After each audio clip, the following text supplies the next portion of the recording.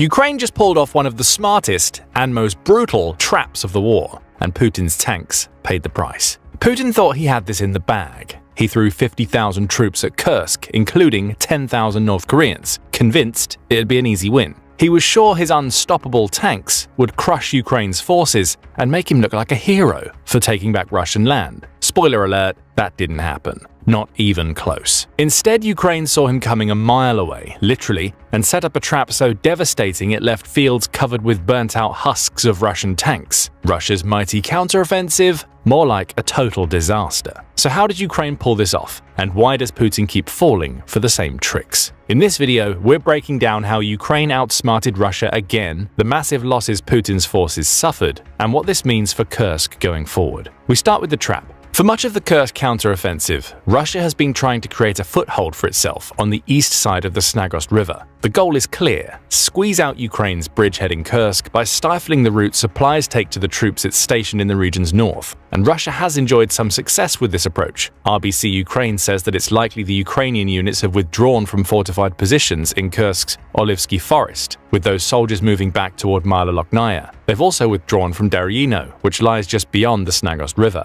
But Russia wanted more. Putin's forces intended to capture every settlement they possibly could along the river, essentially creating a buffer zone to prevent Ukraine's troops from moving supplies through the north of Kursk. So far, Russia has failed in these attempts. The Snagost River serves as a natural barrier against Russia's forces, which is why Ukraine chose to fortify around it. And on the other side of that river sit soldiers in elevated positions who are able to see Russia coming and pick off troops and mechanized divisions. So Russia has found itself almost stalemated around the Snagost River. Putin wisely decided to change his approach. Rather than throwing soldiers at Ukrainian fortifications around the river, he switched to dedicating most of his soldiers to breaking through the front lines from the north in Tolsty Lug. The goal remains the same: cut off the Ukrainian supply lines running through the north of the territory it's claimed in Kursk. However, taking Tolsty Lug also means that Russia can conduct even more direct attacks against the Novoivanovka region to Kursk's east. That's a key position for Ukraine. Putin tried to take the settlement at the beginning of the Kursk counteroffensive. Those early attempts failed. Ukraine managed to withstand 5 waves of Russian attacks, inflicting heavy casualties on Russia in the process. Estimates suggest that at least 300 Russian and North Korean troops were killed or wounded in the 5 assaults leading up to November 11th. Ukraine also managed to destroy at least 18 of the 29 pieces of heavy equipment Putin deployed in these offensives, offering a hint that Ukraine was well prepared to spring the trap that it sprung in early December. Back to the December movements. Putin knew that taking Tolsty Lug would allow him to conduct attacks on Novoivanovka from 2 fronts, stretching Ukraine's forces in the region. So the initial Russian attack began. Euromaidan Press says that Russia sent several armored personnel carriers, or APCs, into a large water reservoir in the north of Tolstoy Lug. Their goal was to bypass that reservoir, opening the door for more Russian forces to stream into the region so they could overwhelm Ukraine's forces. The problem for Putin was that Russia had attempted to use this route before during his early attempts to retake Novoivanovka. Ukraine knew he would try again. So it set up constant surveillance in the region using drones carrying thermal imaging equipment to serve as an early warning system throughout the reservoir region. That system was triggered when Putin sent his APCs and Ukraine got to work. Upon detecting the Russian vehicles, Ukraine launched a volley of Javelin anti-tank missiles at the convoy. The Javelin is a man-portable weapon system with an effective firing range of about 1.5 miles. Their missiles are equipped with high-explosive anti-tank, or HEAT, warheads that are capable of penetrating armored steel over 6 times the diameter of the warhead itself, perfect for taking out heavy machinery. Ukraine has used Javelins to great effect to take out tanks on its territory during the war. This usage was no different. In minutes, the Javelins had made short work of Russia's APCs, leaving the vehicles smoking on the ground. The few Russian soldiers who managed to escape the fiery wreckages of their vehicles attempted to escape into nearby trees, but Ukraine was prepared for that too. First-person view, or FPV, drones were also present around the reservoir. Ukraine used them to track down the soldiers who were now on foot, neutralizing them so that the first wave of Russia's offensive completely broke down. That sounds like a great trap, right? Only that wasn't Ukraine's anti-tank trap. It was just an example of how far ahead Ukraine's thinking is when it comes to anticipating Putin's troop movements. Ukraine would also have known that the purpose of this initial attempt to bypass the reservoir near Tolsty Lug was less about success for Russia and more about figuring out where Ukraine's firing positions were located. Russia now had that information. It sacrificed its APCs to work out where Ukraine would fire from and how quickly it would respond to an attack. Thinking that they knew what they were walking into, the Russian troops plowed forward. several large waves, each containing between 6 and 10 armored vehicles, including tanks and fighting vehicles, attempted to push through. Those vehicles were accompanied by infantry units, with Russia's idea being to overwhelm what it thought were the only Ukrainian firing positions. It's a strategy that Putin has used constantly throughout the war. Figure out where the enemy is and then just throw soldiers and equipment at the position until their lines are penetrated and they're either destroyed or forced to retreat. The problem is that Ukraine has seen this time and time again. And it was ready. Long before Russia sent its APCs into the reservoir to work out where Ukraine's firing positions were, Ukraine had mined the fields surrounding that key position extensively. As soon as the Russian forces discovered those mines, they saw they couldn't simply circumvent Ukraine's firing positions. Doing so would mean driving their tanks over fields filled with explosives that would destroy their mechanized convoys before they get close to Ukraine. So the Russian waves of tanks had no choice but to follow the singular route Ukraine had created for them, a route that took those tanks directly through a region where they didn't want to be. And the trap was sprung. Several of the Russian vehicles and tanks were immobilized on Dragon's Teeth that Ukraine had set up on the only road Russia was able to travel. Ever since World War II, these small concrete pyramids have stopped tanks in their tracks, leaving them open for counterattacks. The Ukraine war has showed us that Putin still has an antiquated view of ground warfare in many respects. He relies on trenches and tanks to take positions. By using mines to force Russia's tanks to take the route it wanted them to take, Ukraine was able to lead many of them directly onto Dragon's Teeth, immobilizing them and removing their threat.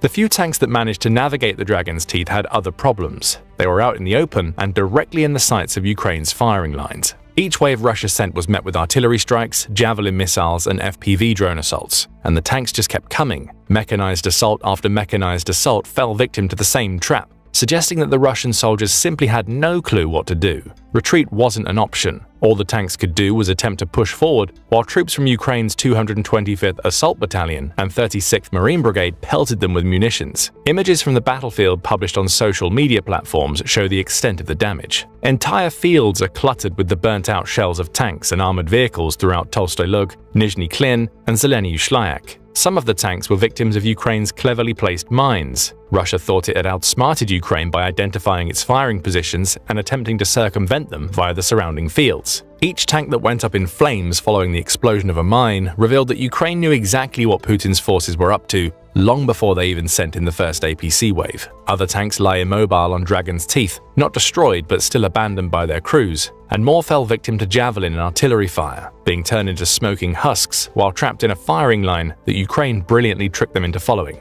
Euromaidan describes the scene as a graveyard of tanks and other armored vehicles. There can be no more accurate description. Putin's forces were humiliated in their attempt to bypass the reservoir near Tolstoy Lug. They're still no closer to taking Novoivanovka, and Putin is going to be forced to rethink his strategy once more. The odds are that he'll just land on throwing more soldiers and equipment at the Ukrainian positions, because if he's shown us nothing else during this special military operation, it's that he's willing to sacrifice his soldiers to get what he wants. All of this was a bad enough humiliation for Russia, but it gets worse. Russia is still trying to push through to Novoivanovka. The difference now is that it's trying to rely on pure infantry assaults, according to Ukraine's 24th Assault Battalion. Russia's armor, its tanks and fighting vehicles, were destroyed so quickly by Ukraine's trap that it doesn't have any left to restock its troops. The 24th Assault Battalion believes that the few reserves Russia has in its warehouse in Kursk have now been exhausted. Putin's only strategy now is to throw soldiers at the Ukrainian positions on foot. That isn't going to work. Ukraine has already shown how easily it can pick off the soldiers who escape their flaming vehicles using FPV drones. The Russian soldiers who are trying to break through on foot now are little more than sitting ducks for a Ukraine that was more than ready for the predictable tactics Putin would use to try and take Novoivanovka. Right now, Vladimir Putin and his cronies are trying to figure out what went wrong in Tolstoy Lug. We have some answers.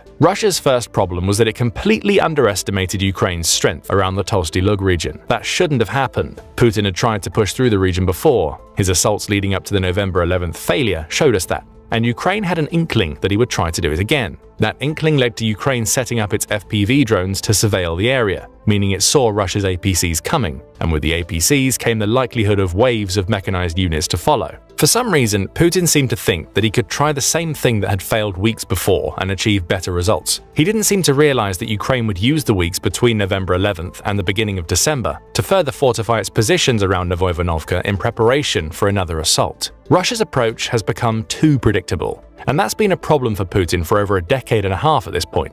as European Security and Defense points out, Putin has been making the same mistakes in Ukraine that he made during his ill-fated attempt to invade Georgia in 2008. That conflict, sometimes mockingly referred to as the 5-Day War because of its brevity, saw Russia attempt to invade Georgia with poorly trained conscripts who lacked the proper training for a ground offensive. It also exposed a raft of technical issues in Russia's military. Its communication systems were so antiquated that they were easy prey for Georgia's electronic warfare tactics. The country's equipment was also in poor repair, with far too much of it breaking down and becoming unusable during Russia's march into Georgia. Once Russia finally arrived into Georgia, its troops were exhausted and the Georgians were ready for them. Over the course of 5 days, Georgia destroyed, damaged, or captured 93 pieces of Russian military equipment, including 4 tanks, 21 infantry fighting vehicles, and 8 aircraft. Logistics were poor, rear support barely existed. Russia basically went into Georgia, feeling that it could steamroll the country using manpower and larger equipment numbers, only for that strategy to fall flat on its face. Does that sound familiar? Despite the Russian armed forces supposedly undergoing extensive reforms in the wake of the Georgia debacle, not a lot has changed in the country's approach now that it's fighting Ukraine. It's still sending poorly trained conscripts to the front lines to get them torn up by its enemy's guns and artillery. Equipment breakdowns are as common as they ever were, and Putin has shown that his tactical nous extends to sending in tanks and troops while relying on better numbers to overwhelm positions. It's all so predictable. And it's this predictability that allowed Ukraine to spring its anti-tank trap. It knew exactly what Russia was going to try, because it had both tried it before and had consistently failed to evolve its tactics during nearly 3 years of war. The Tolstoy Lug tank trap is just one of many examples of Ukraine cleverly predicting what Russia will do next. But there are a lot of other reasons Russia lost. Ukraine's understanding of layered defense also played a massive role. Euromaidan says that Ukraine's use of layered defenses played a huge role in allowing it to successfully spring its trap against Russia. You've seen how this defensive strategy works in our recounting of the incident. The Javelins and FPV drones Ukraine used when Russia sent in its APCs acted as the first layer. The mines planted in the field were the second, with the Dragon's teeth lining the path that Ukraine forced Russia to take being the third. Then there was another layer, more drones and Javelins along with artillery. A December 2022 article published in the Defense Post highlights that this layered defense is nothing new for Ukraine. When tackling Russia's own drones, Ukraine relies on combining aircraft and drone patrols with ground-based anti-air missiles and small units of soldiers on the ground. You'll see plenty of parallels with its approach to the Russian tanks in Tolstoy Lug here. Ukraine doesn't rely on a single form of defense to block Russian advantages. It creates several, often using them in stages to force Russia to act in the way that Ukraine wants it to act. It's very intelligent defending. And the fact that Russia still doesn't seem to be able to figure it out tells us a lot about Putin's tactical ineptitude. As soon as the mechanized divisions trying to bypass the reservoir in Tolstoy Lug discovered the mines in the field, they should have known that Ukraine was leading them into a trap. A retreat and regrouping should have followed, with Russia coming up with an alternative way to assault Novoivanovka, even if that meant losing a few tanks to Javelin strikes during the escape.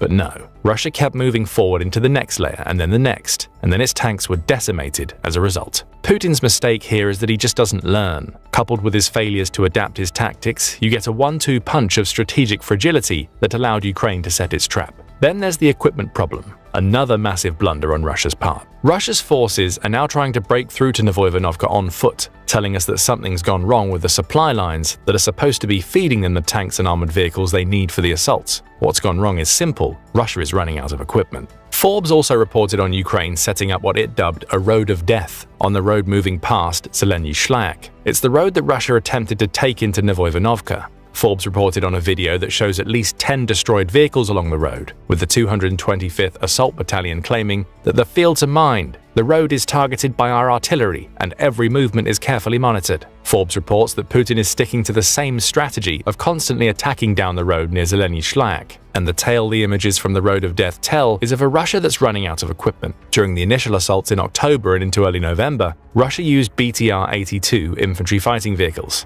Apparently, soldiers on the front lines in Kursk received at least 40 of those vehicles. Fast forward to December, and those BTR-82s are running out. The new wreckages on the Road of Death appear to be BMP and BMD tracked fighting vehicles, a definite downgrade from the BTR-82, along with some armored tractors and Buran trucks. It won't be long before these weaker vehicles will disappear too. forcing Russia into relying on whatever makeshift mechanized units it can provide to its soldiers, assuming it sends any at all. Just a quick reminder, this is Russia fighting in its own country. It looks like Putin is either running out of armored vehicles inside Russia, or he's done such a bad job of setting up logistics that the vehicles Russia does have aren't getting to the soldiers who need them. Things are getting so bad for Russia that it's being forced to use trucks in place of tanks, and when those trucks run out, it's sending soldiers on foot. Between August 6th and November 26th, Russia lost 364 units of heavy equipment, ranging from tanks to trucks. With the Tolstoy Lug trap sprung, it's just lost dozens more of those vital pieces of equipment.